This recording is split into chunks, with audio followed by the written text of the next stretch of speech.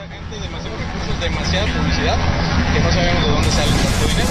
De lucrar con el tema de la seguridad no es posible. Se mordió la lengua al decir que dijo ayer de Nuevo León. Alegoría política. Contrastando opiniones. Reinventando lo público. Toda la comunidad debe de pagar. Mi opinión es esta: si en su casa no le enseñaron a respetar, que lo enseñen en la casa. Redacta, Roberto, di la verdad. Alegoría política. Con la justicia.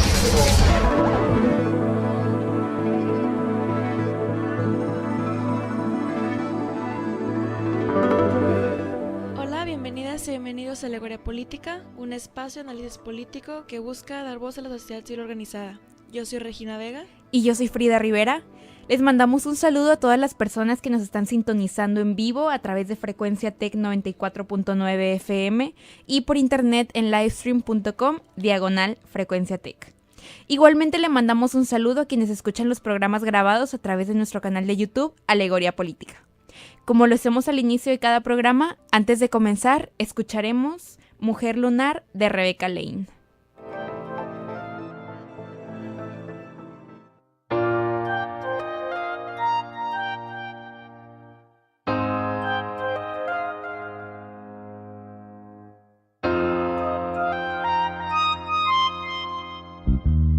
Ni Dios, ni patria, ni marido, ni partido. Así es como nací, así es como he vivido. Desde que mamá me parió a este mundo, marcaron con rosado el color de mi rumbo. Pero mamá, a mí me gusta el morado, me gusta la poesía y la melancolía. No creo en cuentos de hadas ni en fantasías. No quiero ser de nadie, yo quiero ser mía. Yo me cuento un cuento cada mañana, abrí mis alas, fui del paraíso con Lilith y niñas malas. No creo en nadie que arriba esté juzgando. Soy dueña de mis actos, voy improvisando. Soy mujer, soy un ser lunar, cambio como la luna de blanca a oscura. En mi vientre llevo la simiente, de mi útero nació toda la gente. En mi sangre menstrual, de donde nace la vida, no de tu costilla. No vine al mundo para hacerte feliz, ni que tus golpes me dejen cicatriz.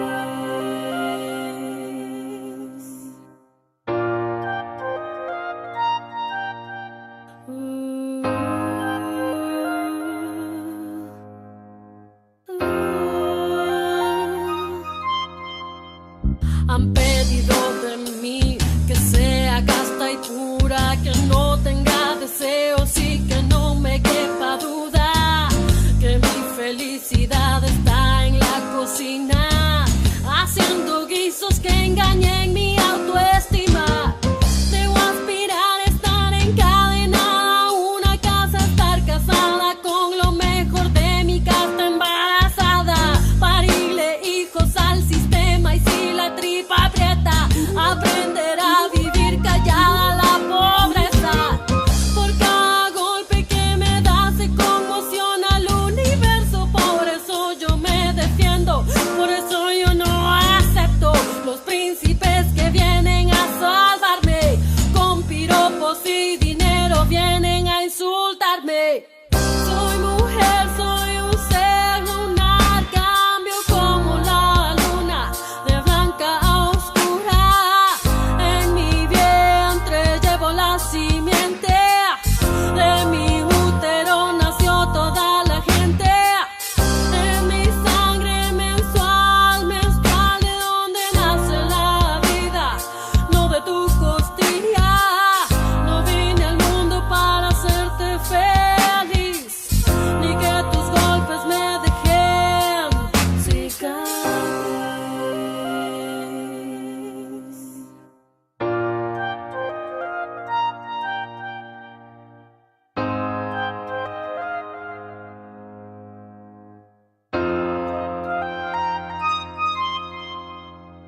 Por tener cuerpo de mujer me creen tierna, pero me dicen perra si en la calle enseño pierna. Más que esposa la gente anda buscando una sirvienta. Mejor si calladita y con piernas abiertas. Yo soy fruta completa, no busco media naranja. No soy puta ni soy santa, soy lo que me da la gana. Aspiro a ser tratada como humana, es lo mínimo de este delirio colectivo. Me emancipo, yo abdico, no asumo roles que estén preestablecidos. No te amo por tu sexo, sino por lo compartido. La libertad es cuando ya no hay etiquetas. El puño en alto para celebrar a las guerreras. Como en la montaña están las guerrilleras, como en el micrófono ya están las raperas. Sobrevivientes de violencia, mamás solteras, hermanas feministas del planeta Tierra.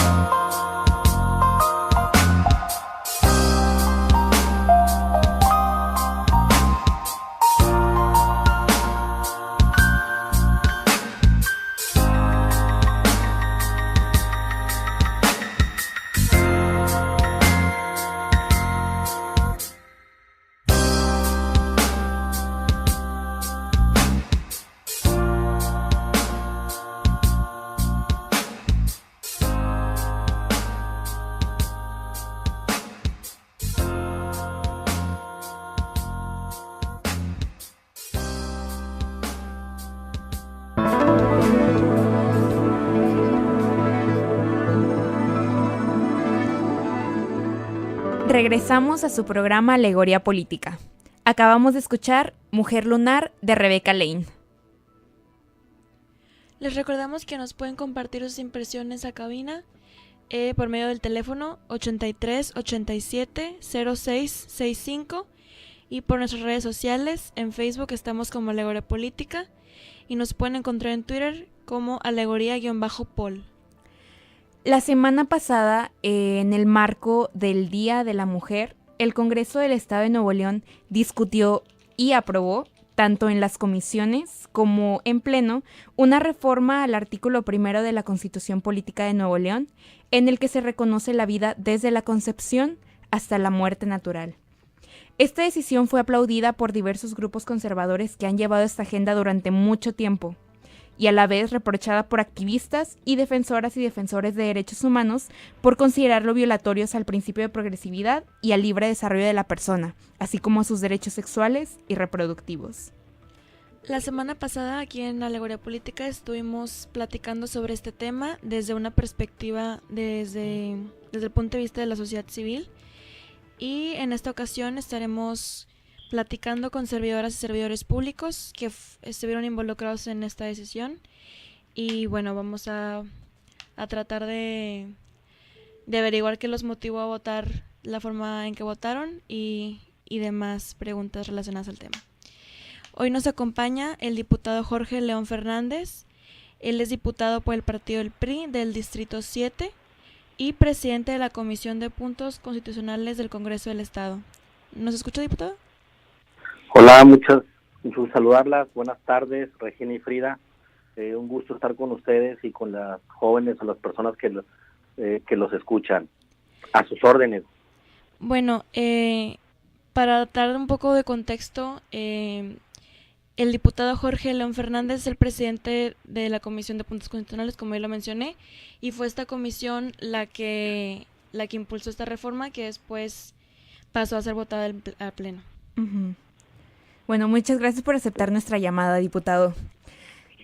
Nos gustaría comenzar, pues igual abriendo un poco el panorama, que pues esta reforma que se aprobó la semana pasada ya había sido presentada por un panista, quien es Francisco Treviño, en el 2014. Y sin embargo, pues por diversos motivos fue congelada, como se le dice. Entonces, ¿cuáles fueron las razones por las que su comisión decidió retomarla y qué fue lo que lo motivó para poder estar a favor de esta misma reforma. Sí, mira, como tú sabes, existe un protocolo legislativo en primera instancia y en los casos de reformas constitucionales se requiere para su aprobación de 2 vueltas, como se le llama en el término técnico de la legislatura, ¿sí? Del proceso legislativo. Como bien dices, se presentó una iniciativa en el 2014 por el diputado del Partido Acción Nacional, en la cual fue aprobada en primera vuelta en la legislatura 73, por unanimidad. De hecho, creo que la mayoría en comisión y luego en pleno pues fue por mayoría relativa. En esa fecha se aprobó. Ahora, con la obligación que me corresponde como presidente de la Comisión de Puntos Constitucionales, tenemos que poner a discusión todos los dictámenes que se encuentran, tanto de iniciativas de cualquier tipo que presente los ciudadanos o los diputados, y también tenemos una agenda, por decir, de todos los temas aprobados en primera vuelta y que requieren su esta consideración para su posible votación. Y en ese sentido, teníamos la agenda establecida por todos los grupos legislativos para este segundo periodo del primer año legislativo, el tema de este expediente que significa el derecho a la vida. Con ese motivo, se celebró la reunión, la sesión de trabajo de la Comisión de Puntos Constitucionales, en donde, siguiendo con el proceso legislativo, se circuló la versión del dictamen aprobado en primera vuelta entre los integrantes de la comisión y se hizo públicamente un llamado para que tanto los grupos legislativos como quien así lo considerara hiciera sus comentarios o sus propuestas al respecto de la iniciativa. Y así fue como posteriormente se celebró la sesión de dictamen legislativo de puntos constitucionales, en donde se sometió a la consideración de los diputados integrantes, en donde fue aprobada cada comisión. Integramos aquí en el Congreso las comisiones de dictamen legislativo, se integra por 11 participantes, Regina y Frida. Y para que tengan validez sus sesiones tienen que asistir la mitad más uno, es decir, 6 integrantes es válida y tiene quórum legal, y igualmente para su aprobación de los dictámenes se requiere de mayoría relativa. En ese sentido, en la fecha en que se celebró la sesión de comisión, fue aprobada con 7 votos, de hecho, de los integrantes de la comisión, y se agendó para su presentación en el Pleno de acuerdo al protocolo que sigue el reglamento interno del Congreso. Se sometió a la consideración del Pleno, como tú bien dices, en la fecha que señalaste, y después de la lectura de la propuesta de dictamen, te comento previamente que en la sesión en donde se sometió el dictamen a aprobación, hubo una propuesta, una presentación de modificación de la diputada de Acción Nacional, Claudia Caballero, que en relación al dictamen aprobado en primera vuelta en forma original, tuvo una modificación en donde se cambió el concepto, el término fecundación por concepción. Se sometió primero ese punto a la votación de los diputados de la comisión, se aprobó, se elaboró el dictamen con esa modificación, se sometió a votación, se aprobó en los términos que te comenté, y así se llevó al Pleno, en donde después de que se dio lectura al proyecto de dictamen, fueron pues prácticamente casi 5 horas de discusión y debate, en donde todos los diputados y las diputadas tuvieron la oportunidad de presentar sus opiniones y sus posturas y posicionamientos al respecto del tema. Y es así que una vez agotado todas las participaciones de los diputados y los diputados, se sometió a la votación el expediente 8744 de la legislatura 73 para su aprobación en su caso de los diputados.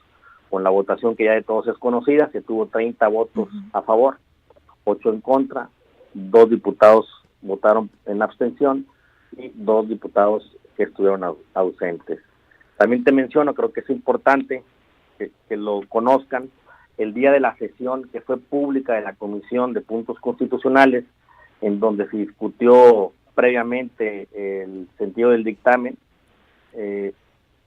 tuvimos participación de ciudadanos activistas, son sesiones públicas por reglamento, y tuvieron acceso a esa sesión grupos de ciudadanos, e incluso a petición de ellos mismos, con el apoyo, la aprobación de los diputados de la comisión, integramos la comisión, se les dio voz para escuchar sus opiniones, entre ellos CADAC y algunos otros grupos que estuvieron, básicamente eran grupos de los que están en contra del derecho a la vida, ¿sí?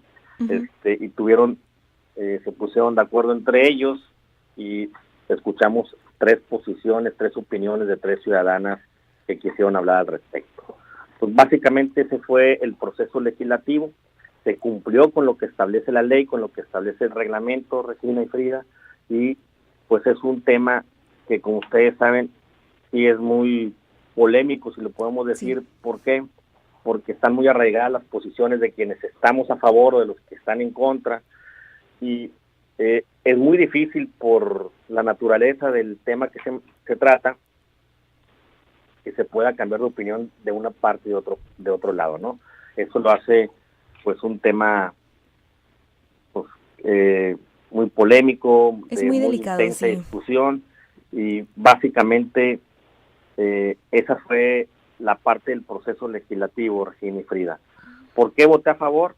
Te comento que en el grupo legislativo del PRI, ni en el grupo ni en el partido hubo una línea como se maneja. Fue un voto del libre albedrío, de conciencia, y al final de cuentas cada uno de los 8 integrantes del grupo legislativo de mi partido tuvo la libertad de votar como considerara y estuviera de acuerdo, y en ese sentido estuve todo el tiempo convencido de que mi voto iba a ser a favor del derecho a la vida. Creo que hay una confusión, incluso los medios de comunicación entre los ciudadanos, y estamos hablando de que se criminalizó, que se aprobó una ley antiaborto, y no es así.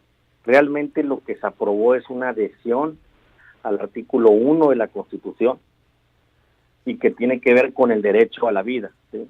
Las excepciones que están salvadas por el Código Penal fueron salvaguardadas en esta reforma que se aprobó el día miércoles. Por lo tanto, lo que ya establece desde hace muchos años el Código Penal, desde 1990 cuando menos, están vigentes y están protegidos. Todos los casos que se refieran a violaciones, a riesgo de la vida de la madre, o cuestiones de formaciones, todo eso que está establecido, está salvaguardado en la reforma que se estableció. Yo les pongo un poco el siguiente ejemplo, Regina y Frida, para un poquito clarificar qué fue lo que se aprobó este miércoles. Antes de la reforma aprobada el miércoles, en Nuevo León el aborto no era legal, salvo las excepciones que establece el Código Penal que ya mencioné, ¿sí? Una vez aprobada esta reforma que habla del derecho a la vida desde la concepción, la ley queda exactamente igual en Nuevo León. Ni antes ni después de la aprobación de esta reforma, en Nuevo León estaba legalizado el aborto y se permitían las excepciones que ya mencioné. No hubo realmente una modificación en el sentido del aborto en la ley del Estado de Nuevo León. Y ahí es donde se crea un poco la confusión de que ha estado comentándote en este momento. Sí, claro, en los medios de comunicación que cada uno sacaba su propia nota desde la propia perspectiva. Así y, es, ¿no? Diputado, algo muy importante. Usted, al ser representante de Nuevo León, representante del Distrito 7, ¿de qué manera consideró esa voz de sus representados al momento de emitir su votación? Fíjate que sí, platiqué con muchos ciudadanos del municipio de Apodaca, del Distrito 7. donde corresponde el distrito, y prácticamente puedo decir que todos los ciudadanos con los que tuve contacto sobre el tema, todos me pidieron que votara a favor de la vida. ¿Sí? ¿Cuál fue la plataforma que utilizó para poder comunicarse con los ciudadanos? Tuvimos diversas reuniones de todo tipo, telefónica, hubo gente que nos escribió, caminando, de muchas formas tuvimos contacto. Obviamente pues no alcanzas a llegar a toda la población del distrito, más sin embargo tuvimos muchas formas de comunicarnos y seguimos sin dejar de reconocer, como ya comenté al principio, que es un tema donde no tengo ninguna duda que están los dos puntos de vista y la gente lo trae muy arraigado, muy convencida de su postura. En el caso nuestro, realmente en Apodaca la mayoría de la gente, o prácticamente con la mayoría de la gente que tuve contacto, me pidió que así lo hiciera. Sí recibí a través de redes sociales muchas peticiones también de ciudadanos de otros municipios del estado de Nuevo León que estaban en el sentido contrario, ¿no? Y los escuché con respeto y valoré sus puntos de vista, los sigo respetando. Creo que es muy justo su opinión, es muy válida su lucha, sus posturas. Sin embargo, así fue como en la parte de los ciudadanos que represento, en la parte de la libertad que nos dio nuestro partido y en la parte personal. Yo sí creo que el derecho a la vida es un derecho humano fundacional, por tanto es un valor jurídico supremo. A partir de ahí todo el sistema constitucional surge de los derechos fundamentales del nacido, ¿sí? Entonces en la parte jurídica, por más controversias que hay, me cargo con la que es justa y es razonable, hay razón jurídica, ¿sí? En todas las demás que tienen que ver con otros temas de ideología, incluso fisiológicas, biológicas, incluso, no sé, hasta de religión, yo la respeto mucho. En el caso, y sé que ahí es una cuestión muy personalísima. En el caso personal, pues soy una persona que tengo principios de toda mi vida, valores, convicciones. Pensé más en eso, soy esposo, padre de familia, y yo creo que todo eso me hizo tener toda la decisión contundente para votar a favor del derecho a la vida. Diputado, también sabemos que algunos de sus compañeros de Congreso, como la diputada Mayra Saldívar, criticaron que la reforma se hubiera aprobado sin que se diera tiempo a una discusión o consultas a especialistas. ¿Y cómo responde usted a esto? Mira, debo reconocer que tal vez en parte tuvieran una razón si queremos seguir discutiendo el tema por mucho tiempo. Lo que te puedo comentar es de que el proceso legislativo que establece el reglamento del Congreso se cumplió cabalmente, que venimos de un expediente aprobado en primera vuelta, donde también fue discutido ampliamente, prácticamente, y que cuando nosotros sometimos a la consideración de la comisión, como ya te mencioné, se abrió un espacio para recibir todas las opiniones que hubiera. Y así fue. Sin embargo, pues sí, no dudo que pudiéramos haber seguido mucho más tiempo discutiendo, y seguramente al final de esas discusiones y esas aperturas, seguir platicando sobre el tema, al final habría poca posibilidad de que quienes opinen de una forma u de otra pudieran transferir su opinión, ¿no? Sin embargo, no quiero cerrarme ni decir que sí se pudo haber tal vez hecho alguna cosa durante más tiempo, ¿sí? Muy bien, y ya pensando también a futuro de las consecuencias que vaya a tener esta reforma que se aprobó la semana pasada, ¿usted considera que esta decisión vaya a disminuir el número de abortos realizados por mujeres en el estado? ¿Y en qué basa usted esta creencia? Mira, yo creo que básicamente el tema de los abortos va a seguir un poco su comportamiento, ¿sí? Tal vez lo que vamos a lograr es seguir trabajando en más temas complementarios, ¿sí? Para que ayuden a seguir disminuyendo el número de abortos. Sí creo que va a ser un impacto, no creo que sea lo único, creo que sí puede haber más conciencia De hecho, el simple hecho de que se pusiera en la agenda de Nuevo León el tema, eso ha hecho que muchos jovencitos y muchas mujeres tomen conciencia del tema, ¿no? Desde ahí. Ahora, ¿qué porcentaje puede hacer que disminuya? Sí creo que va a impactar. No te puedo decir que en qué porcentaje tendríamos que esperar, ¿sí? Claro. Pero sí creo que va a servir para que cosas alrededor de la aprobación de esta ley que podemos hacer. Sí creo que hay que hacer más programas de políticas públicas que impulsen la educación sexual, que den más información, sobre todo a los más jóvenes y a los que tienen menos acceso a la educación. Y así como esa, hay más cosas que se pueden seguir haciendo para seguir trabajando en el tema, pero al final del día creo que la conciencia nuestra está en paz, tranquila, en que hicimos algo que consideramos que es lo correcto para proteger el derecho a la vida desde la concepción. Sí, diputado, porque, bueno, como usted lo acaba de mencionar, pues no sabemos en realidad si el número de abortos clandestinos vaya a disminuir y cuántas mujeres van a dejar de morir por abortos clandestinos. Entonces, como dice usted, pues sí es también importante que si no queremos que se realicen abortos, sí impulsar la educación sexual, ¿no? Para que podamos conocer cuáles son nuestras opciones y tengamos acceso. Una política integral, que eso no se quede hasta aquí.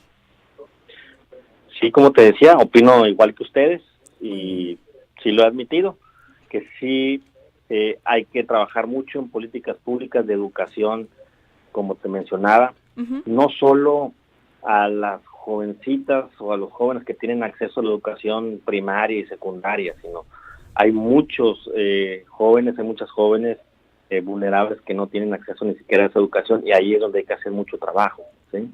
Claro. Sin embargo, sí había un compromiso de dictaminar el expediente y sí teníamos que tomar una decisión en el sentido que ya hemos estado comentando, al menos de la parte nuestra. Sí, muy bien, le agradecemos mucho por habernos tomado la llamada, por habernos compartido, pues, desde su perspectiva, cómo es que se estuvo viviendo toda esta toma de decisión desde el Congreso, desde la Comisión de Puntos Constitucionales.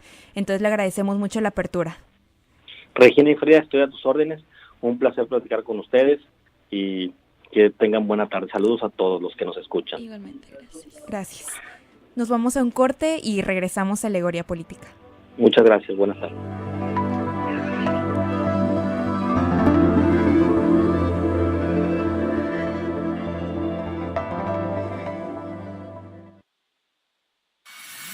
Música, información, entretenimiento.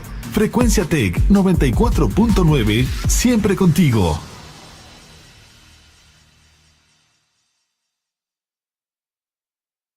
Continúa con tu preparación y alcanza tus metas profesionales. Acércate al TEC de Monterrey y conoce nuestra oferta educativa en especialidades, maestrías y doctorados. Logra maximizar tu potencial con nuestros programas de excelencia en cada etapa de tu vida profesional. Inscripciones abiertas. Mayores informes al 01800 200 0787. Tecnológico de Monterrey. Vive la experiencia de estudiar con nosotros.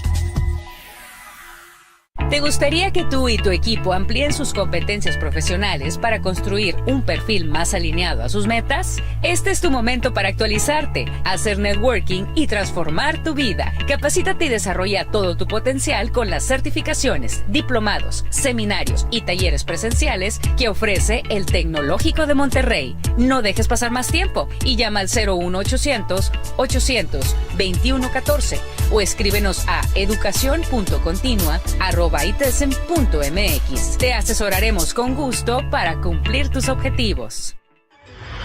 Hay momentos donde necesitas algo que refleje todas tus facetas. Momentos en los que no dudas en darlo todo para cumplir tus metas. En los que aunque tengas demasiadas clases y actividades, no las usas como pretexto para parar.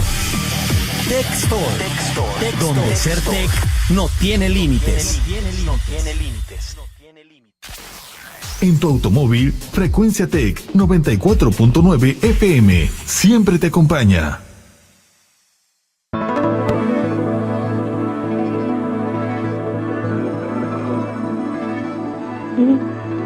Gracias.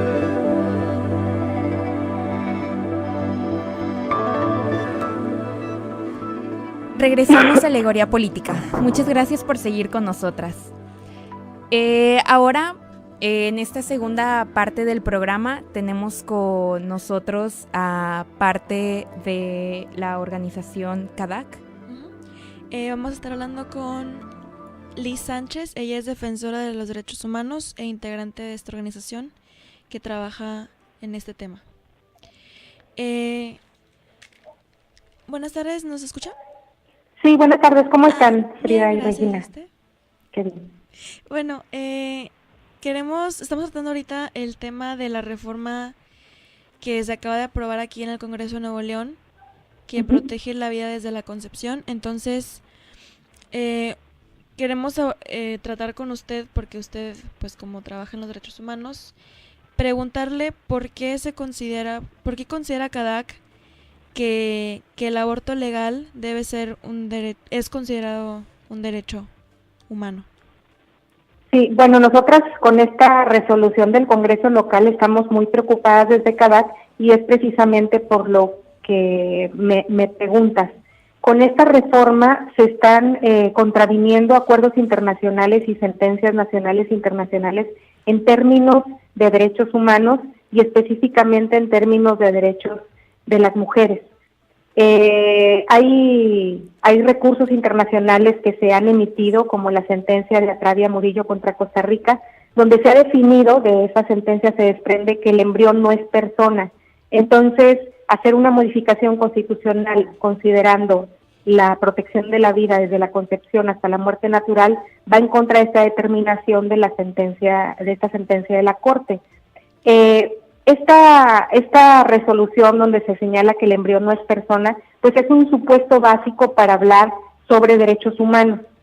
Y esto también pone no solo en discusión el tema de la interrupción legal del embarazo, sino también pone en discusión las prácticas de inseminación artificial, las fecundaciones in vitro.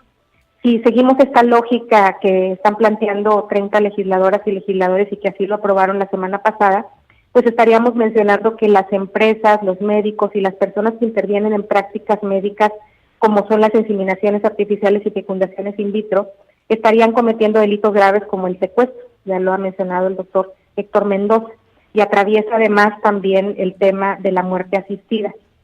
Entonces, las modificaciones que hizo la legislatura actual del Congreso del Estado contravienen, como ya lo mencioné, estas sentencias nacionales e internacionales en temas de derechos humanos y contravienen la Constitución Federal. La Constitución menciona en su artículo 1 que los derechos deben ser progresivos. Una medida como la que se ha acordado en el Congreso no permite esa progresividad de derechos, por el contrario, está limitando los derechos humanos y los derechos de las mujeres en específico. Si bien hay en el Código Penal están contempladas 3 causales por las que se puede no penalizar el embarazo, la interrupción legal del embarazo, con esta disposición en la Constitución se estaría limitando la progresividad de derechos en el sentido de que no se podrían ampliar a más causales, como ya lo ha determinado la Suprema Corte de Justicia de la Nación. Nosotras desde CADAC en 2014 planteamos una propuesta al Congreso del Estado para que se ampliaran las causales a la manera en que está en Ciudad de México actualmente y que tiene que ver con sentencias de la Suprema Corte de Justicia de la Nación. Bueno, este tipo de propuestas que van en un sentido de progresividad de derechos, con estas modificaciones al artículo 1 están limitadas, ¿no? Entonces, por eso hemos planteado que esta modificación es un retroceso para el Estado, es un retroceso en términos de derechos humanos y es al final una modificación a la Constitución que es inconstitucional en relación con la Constitución Federal. Sí, de hecho sí se van a presentar acciones de inconstitucionalidad. Sí, bueno, muchas gracias por contestarnos, por recibir la llamada. Sí, por brindarnos su postura. Sí, claro, aquí seguimos nosotras al tanto de lo que suceda, al tanto de cómo se emprenda la acción de inconstitucionalidad por parte de las instituciones quienes lo pueden hacer y desde sociedad civil y desde cada que estamos planteando la posibilidad de hacer amparos. Entonces, bueno, pues ya estaremos sobre el tema porque esto no puede quedar de esa manera, sería contra derecho, ¿no? Muy bien, muchísimas gracias. A ustedes por el espacio, hasta luego. Gracias. Bueno, pues hasta este punto yo creo que ya hemos tenido una perspectiva bastante amplia sobre la decisión que se tomó en el Congreso del Estado. Ya tuvimos la perspectiva de la sociedad civil desde el Congreso Legislativo y pues ahora también muy importante de otra autoridad importante en materia de derechos humanos, la cual es la Comisión Estatal de Derechos Humanos, y para ello nos acompaña Pablo Rojas Durán, quien es el director del Instituto de Derechos Humanos de esta comisión. Muchas gracias por estar con nosotros. Hola, ¿qué tal? Muy buenas tardes a todos y todas. Bueno, ¿podría darnos cuál es la postura de la comisión respecto a este tema, a lo que se acaba de aprobar? Sí, claro. Bueno, pues la comisión se enteró de este proceso desde el 2014. Sí. Desde el 2014, en la primera vuelta que se realizó, pues la comisión estableció un pronunciamiento que consideramos es importante referir, que era pues en contra de la reforma, ¿no? En contra de lo que implicaba la reforma constitucional en lo que tiene que ver con la limitación a derechos sexuales y reproductivos de las mujeres. En esta segunda ocasión en la que se vuelve a retomar el tema ante el Congreso del Estado, pues volvemos a reiterar un poco este llamado a que se considere pues el estándar internacional que existe en la materia y también pues que se adopten las nuevas los nuevos desarrollos que se han generado desde la Corte Interamericana de Derechos Humanos y también pues de nuestra propia Corte Suprema. Es decir, tenemos un debate que ya está discutido en nuestros sistemas jurídicos aplicables, porque México no solamente aceptó la competencia porque somos parte de la Comisión del Sistema Nacional, sino que también hemos aceptado la competencia de la Corte Interamericana de Derechos Humanos. Y hay parámetros de regularidad que tenemos que observar generados por esta Corte.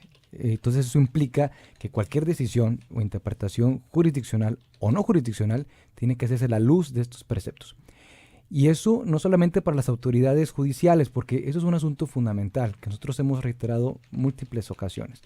El tema de respetar los derechos con los estándares internacionales no solamente compete a los jueces, le compete a las y los legisladores y le compete también a las autoridades públicas.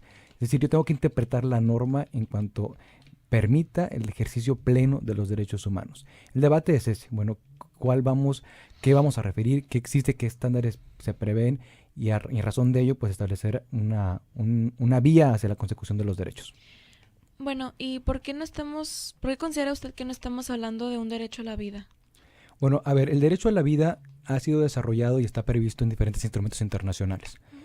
El Pacto Internacional de Derechos Civiles y Políticos, también lo establece el propio Pacto de San José, que es la Convención Americana sobre Derechos Humanos. Pero, por ejemplo, en el tema del Pacto Internacional de Derechos Civiles y Políticos, existe, como en los otros 8 tratados principales de derechos humanos de Naciones Unidas, mecanismos de vigilancia y de interpretación de estos textos. Es decir, Naciones Unidas tiene un sistema de protección de los tratados y hay comités, se les llama, u órganos de tratados que vigilan el cumplimiento del respectivo tratado. En el caso del Pacto Internacional de Derechos Civiles y Políticos, tenemos un comité de derechos humanos, conformado por 18 personas expertas, que no representan a los países, sino representan a su expertise en la materia pues que han estudiado a lo largo de su vida. Entonces se integran en Naciones Unidas y ellos han establecido pues qué debemos entender por cada uno o de la mayoría de los derechos que están en este pacto. Esto es muy interesante porque son líneas interpretativas por personas que están encargadas de la vigilancia y el cumplimiento del tratado, es decir, son la máxima autoridad y el máximo intérprete de este tipo de reglamentaciones. Entonces, ¿qué ha dicho este Comité de Derechos Humanos? Bueno, pues ha hecho una observación especial sobre el derecho a la vida. Y cuando uno puede observar el contenido sustancial de este que le llamamos observación general, el comité pues refiere que en general lo que implica el derecho a la vida, grosso modo, es que las personas no seamos privadas de la vida de manera arbitraria. Entonces, eso es como el principal aspecto de protección. A quienes ya hemos nacido y hemos crecido, entonces tenemos como Estado la obligación de proteger a aquel que se encuentra viviendo en comunidad y que no se ha privado de su vida de manera arbitraria. ¿Y por qué de manera arbitraria? Porque aún se permite en algunos países, y es parte del derecho internacional, que ante ciertas conductas delictivas se puede aplicar la pena de muerte. Eso aún es válido y está aceptado por algunos países que forman parte de Naciones Unidas. Hay una restricción, eso lo establece con mayor claridad la Convención Americana cuando habla del derecho a la vida. Y dice que cuando yo ya quité la pena de muerte, no puedo restablecerla. A ver, si yo me leo los artículos, tanto de la Convención Americana, que es el 4, como el derecho a la vida en el 6 del Pacto Internacional, voy a encontrar elementos muy significativos, sobre todo el desarrollo sobre el tema de la muerte. Dice que el tema de pena de muerte solamente puede aplicarse en delitos graves, que no puede aplicarse a personas en estado de gravidez, que no se puede aplicar a niños y niñas, que procede el indulto, el perdón, y que tampoco puede ser aplicado por temas de carácter político. Es decir, en el propio derecho, nótese que la idea sustancial es de que yo no sea privado de la vida de manera arbitraria, y si el Estado decide privar de mi vida, pues tiene que ser por un delito grave en los países en los que se permita y bajo estos supuestos.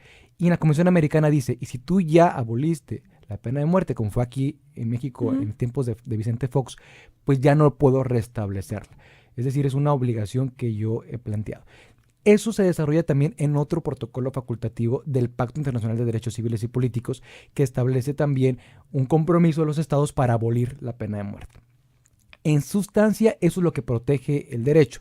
Ahora, también lo que puede proteger es que la vida que ya desarrollemos, pues esta sea en condiciones dignas, ¿no? Es decir, y esto va asociado al principio de interdependencia de los derechos, porque hay otros que van a facilitar que el derecho a la vida digna se cristalice. Por ejemplo, el derecho a la educación, el derecho a una vivienda adecuada, el derecho a la alimentación, el derecho al trabajo. Bueno, van a posibilitar, en la medida de que el Estado lo procure y la ciudadanía lo adquiera y acceda a estos derechos, pues que su vida sea en desarrollo y sea en mejores condiciones. Cuando en el tema interamericano se estableció el derecho a la vida desde la concepción en general, porque así lo establece, porque también fue un debate interesante que se dio en el sistema interamericano, porque algunos países tenían también leyes restrictivas respecto al aborto. Entonces, para no privar, porque acuérdense ustedes que el sistema universal o interamericano son organismos subsidiarios, que vienen a dar un estándar de protección a derechos. Sin embargo, también respetan las legislaciones locales, ¿no? Es decir, también respetan la autodeterminación de cada uno de los pueblos que forman parte de sus organizaciones. Entonces se determinó que sí, que fuera un asunto que se protegiera la vida desde el momento de la concepción en general. Es decir, en los países que decidieran aplicar leyes de aborto, no sería violatoria la práctica con base en el derecho internacional. Es decir, si mi país tiene una ley que permite la interrupción del embarazo, no estaría en contravención con la Convención Americana, porque el presupuesto es que en general se proteja, ¿no? Lo que no había pasado era que no nos había definido la Corte Interamericana qué teníamos que entender por persona, en qué teníamos que entender desde la concepción. Entonces hay un referente que seguramente ya les han dicho, lo han escuchado, que es una sentencia contra Costa Rica, ¿no? Que es Artavia Murillo, fecundación in vitro contra Costa Rica, donde la Corte hace un análisis, creo, muy interesante que nos resuelve muchas dudas. Pero antes de hablar de ese análisis que hace, hay que ver cómo aplica ese análisis en México. Okay. ¿Aplica o no aplica? Es decir, porque algunas dicen, pues sí, pero es en Costa Rica, entonces es otro estado, sí es de la OEA, pero no nos va a aplicar. Sí, claro. Bueno, en nuestro país, nosotros decidimos, con la reforma del 2011, hacer un cambio en el paradigma constitucional. Eso se escucha muy bonito, pero tampoco nos lo explican. Parece que no nos lo explican. Sin embargo, la Corte ya lo hizo. La Corte Mexicana. O sea, la Corte Mexicana hizo 2 sentencias donde nos explica con claridad qué impacto van a tener este tipo de jurisprudencias internacionales. Eso quiere decir que yo como juez, como autoridad administrativa o legislativa, si ya la Corte me dijo cómo voy a interpretar esas sentencias, pues no, lo único que me queda es observar, porque él es el máximo intérprete de la Constitución, es nuestro máximo garante de autoridades públicas y también de legislativas. Entonces, en estos 2 sentencias que yo invito al auditorio a leerse, uno es uno que se llama Expediente Varios, 912-2010, y otro es una contradicción de tesis, que es la 293-2011. En el expediente varios 912-2010 se estableció que a partir de esta reforma yo tenía que entender un parámetro de regularidad. Yo tenía que analizar toda normativa local, si es compatible o no con una serie de parámetros. Esos parámetros se pueden dividir en 3 grandes secciones. Los derechos humanos establecidos en tratados internacionales, los derechos humanos establecidos en la Constitución, la jurisprudencia de la Suprema Corte de Justicia de la Nación y la jurisprudencia de la Corte Interamericana de Derechos Humanos. Y en el 293-2011 es donde la Corte mexicana, también mexicana, nos dice cómo vamos a estudiar la jurisprudencia de la Corte cuando la sentencia no sea contra México. Porque pues, la Corte ha emitido más de 200 sentencias a diferentes países y de ese cúmulo nada más 10 son contra el Estado mexicano. Esas 10 sí o sí son aplicables, pues, es un contexto que se entiende, que se ha visto y que se estudia, ¿no? Y los otros tantas sentencias, pues tenemos que analizar ciertos parámetros para ver si son aplicables en México bajo este 293-2011, pero haciendo ese análisis derivaríamos la obligatoriedad de ese tipo de sentencias. Como queremos nosotros, aplica en el caso de fecundación in vitro contra Costa Rica. Entonces ahí está el primer parámetro. Nosotros consideramos que ese estudio, esa sentencia que hace la Corte debe ser plenamente observada también en México. Muy bien. Y pues nos dice un panorama bastante amplio de pues el derecho a la concepción, el derecho a la vida desde la concepción, y también tocaste un punto muy importante que es lo referente a la muerte, pues también la reforma que se hizo aquí en el Estado, pues también se refería que el Estado debe proteger el derecho a la vida desde la concepción y hasta la muerte natural. Entonces también, ¿qué impacto tiene pues párrafo? Sí, en cuanto al derecho a la eutanasia, todo este tipo de... A ver, sí, está muy interesante esa parte. Porque algunos pudieran decir, pues hasta la muerte natural. Bueno, ¿eso qué implicaría? ¿No? Por ejemplo, tenemos legislación en México sobre lo que se conoce como cuidados paliativos. Los cuidados paliativos son, pues, metodologías que se utilizan en el ámbito médico, pues, para que el dolor, pues, no sea tan severo. Supongamos que yo tengo una enfermedad terminal, tengo cáncer, y yo hoy en México es válido que yo decida, ¿sabes qué? Ya no quiero lo que se llama como encarnización, algo así, como que ya no quiero recibir un tratamiento que creo que me va a generar más dolor, o ya no quiero recibir la quimioterapia, entonces quiero acceder a un tratamiento de cuidados paliativos. Y eso implica que a lo mejor me den un cierto medicamento que me ayude a paliar el dolor. Pero nadie me puede obligar a seguir recibiendo un tratamiento que yo ya no quiero recibir. Y eso ya está en México. O sea, eso ya está previsto. Lo que no está previsto en México es que si yo ya no quiero vivir, se autorice bajo esa decisión, esa voluntad, que yo firme y que un médico me pueda dar un medicamento que al inyectarse me genere la muerte. Eso no está permitido, porque eso sí sería lo que pudiéramos considerar la eutanasia. Ahora, hay también algunos estados mexicanos, entidades federativas, lo que se conoce como la ley de voluntad anticipada. Y en esas legislaciones lo que se prevé es que si yo puedo previamente decidir qué hagan conmigo, si entro en un procedimiento, por ejemplo, de coma, ¿no? O sea, yo hoy puedo hacer un will, o sea, un testamento de vida, y puedo decirle, y con todos los procesos que establece la ley, decir, si yo entro en un accidente y entro en coma, no quiero permanecer conectado. No quiero que me pongan aparatos, no quiero que me pongan sondas, ni nada. Yo quiero morir naturalmente, ¿no? Entonces, eso pudiéramos decir que no estaría en contravención realmente con el principio, proteger la vida hasta la muerte natural. Bueno, obligaría a que la muerte natural pues no se privaría con un cuidado paliativo, seguiría siendo muerte natural. Sí. ¿No? Es decir, nada más quítame los aparatos y quítame, pero no es que me maten, ¿no? O sea, no es que me den un medicamento para que yo pueda morir.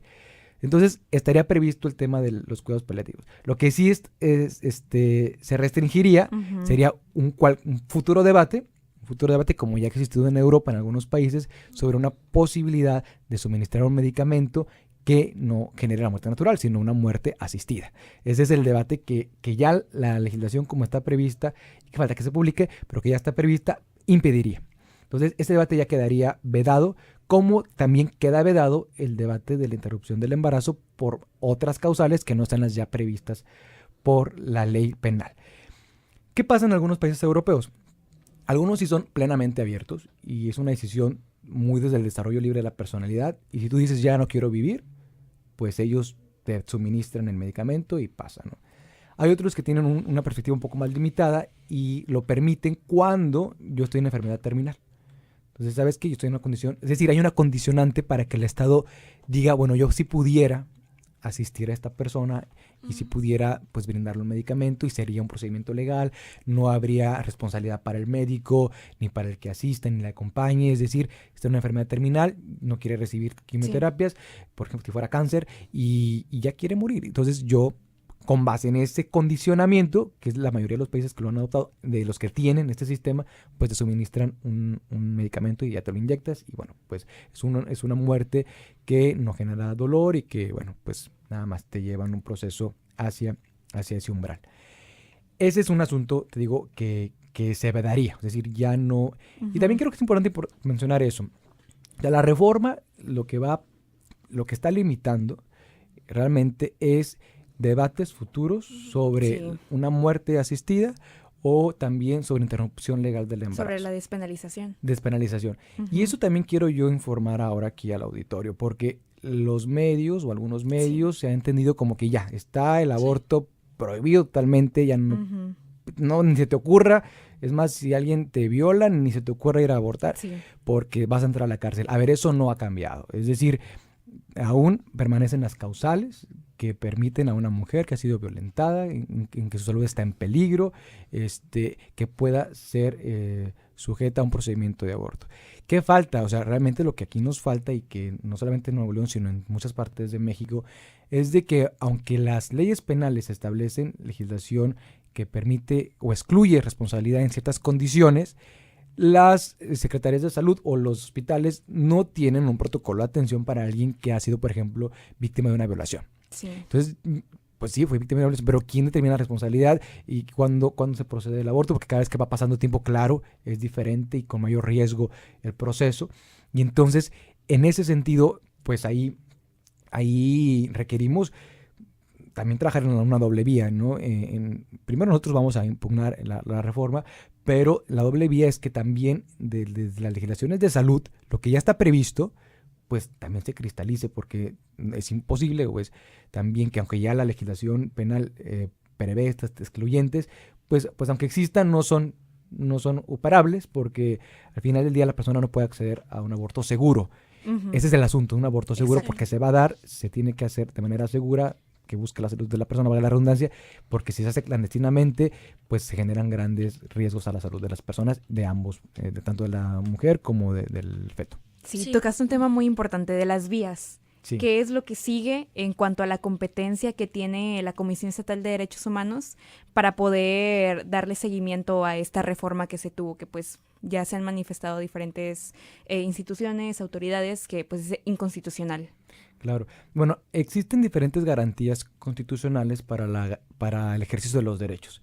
El que todas las personas podemos ejercer, pues que es el amparo, ¿no? Cuando vemos que un acto directamente nos afecta. Y luego hay otro muy importante que se conocen como acciones de inconstitucionalidad. Esas están previstas en el artículo 105 de nuestra Carta Magna.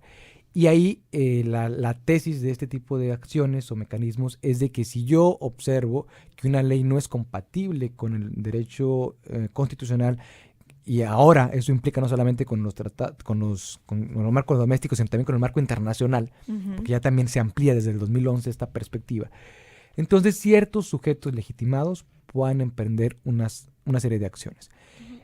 Una parte importante es el 33% de las legislaturas. ¿Y por qué es importante mencionar esto? Porque a veces se adoptan legislaciones que pueden ser no constitucionales y son adoptadas bajo una lógica de mayorías.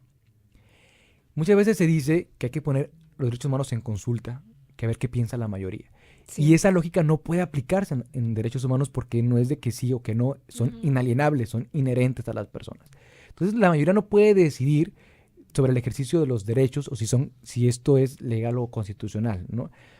Y por ello, la Constitución prevé un mecanismo en que las minorías parlamentarias, que a lo mejor no estén de acuerdo con las mayorías, pues puedan decirle, bueno, pues yo no estoy de acuerdo, yo voté en contra y yo quiero que un órgano supremo, que es nuestro Tribunal Constitucional, pues decida si esa norma que tú estás publicando es constitucional o no lo es.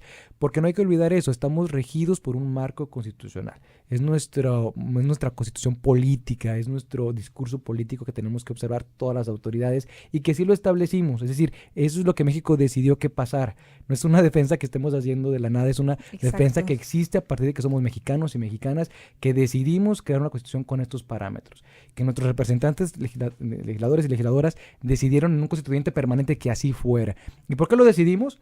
Pues porque estábamos hartos de las violaciones a derechos humanos y porque México había recibido ya sentencias de la Corte por eventos muy, muy lamentables como Campo Algodonero, porque ya no soportábamos la inseguridad y por eso le dijimos en el 2011 a la autoridad parlamentaria, tienes que tener una constitución garantista de los derechos. Entonces, en ese sentido, se crean las acciones de inconstitucionalidad. Y dentro de ese grupo de múltiples actores se encuentra la CNDH y las comisiones estatales. Entonces, el 105 nos faculta también para presentar una acción constitucional ante la Suprema Corte de Justicia de la Nación. Entonces, de nuestra parte es lo que sigue. Estamos esperando la publicación de la reforma porque hay un proceso formal, ¿no? Tiene que estar, sabemos que se aprobó en el Congreso del Estado, pero tiene que haber una publicación oficial en el periódico oficial del Estado. Entonces, a partir de ese evento, pues nosotros nos estaremos ajustando a los tiempos que marca la Constitución para presentar la iniciativa en comento. Bueno, la acción en comento. ¿Y en qué cree que termine eso? O sea, bueno, ¿qué ha pasado? ¿Qué ha pasado? Bueno, también tenemos que entender que hay debates entre los jueces y entre las juezas, entre las y los ministros. Ya se habían promovido algunas acciones de inconstitucionalidad por reformas en el mismo sentido. Y habíamos obtenido votos no favorables para declarar la acción. Recuerden ustedes, quien no sepa, que en la Corte Suprema se compone por 11 ministros y ministras, ¿no? Y que para que una acción sea procedente o para que se determine la acción de inconstitucionalidad, tenemos que tener el voto de la mayoría y que sean 8, más bien ocupamos 8 votos. Y en las acciones previas se consiguió voto de 7-4, ¿no? Ahora, aquí hay cosas que han cambiado, hay nuevos parámetros, hay nuevos entendimientos, hay nuevas jurisprudencias, también hay una nueva configuración de la Corte y bueno, por eso creemos y tenemos la esperanza de que vaya a favorecer al pueblo de Nuevo León. Muy bien, pues te agradecemos muchísimo por habernos acompañado el día de hoy para pues brindarnos la postura de la Comisión Estatal de Derechos Humanos, cuál es la vía que va a tomar esta para poder ir contra esta reforma, que pues sabemos es violatoria de derechos humanos y por darnos un panorama tan amplio internacionalmente. Y gracias. Pues nos vemos el próximo jueves en Alegoría Política. Gracias.